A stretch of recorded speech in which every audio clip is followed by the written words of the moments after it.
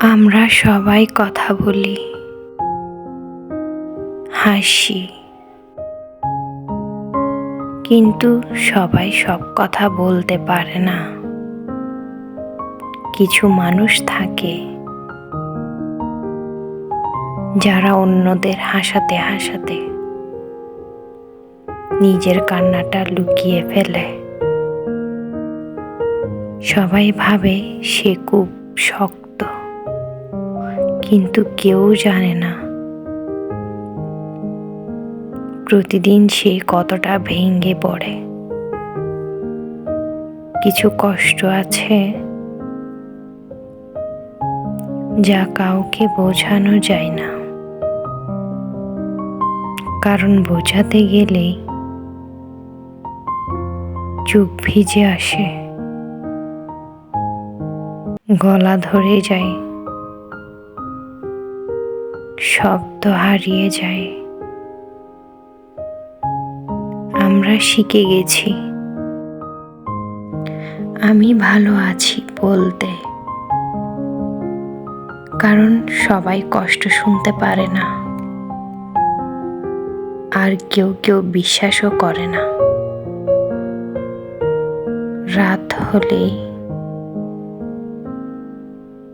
সব নীরব হয়ে যায়, ঠিক তখনই মনের ভেতরের শব্দগুলো জেগে ওঠে। স্মৃতি কথা বলে, অপূর্ণ কথাগুলো ফিরে আসে।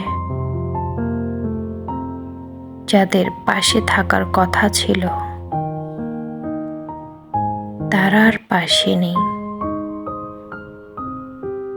সবচেয়ে কষ্টের বিষয় জানো, যখন তুমি কাউকে বুঝতে পারো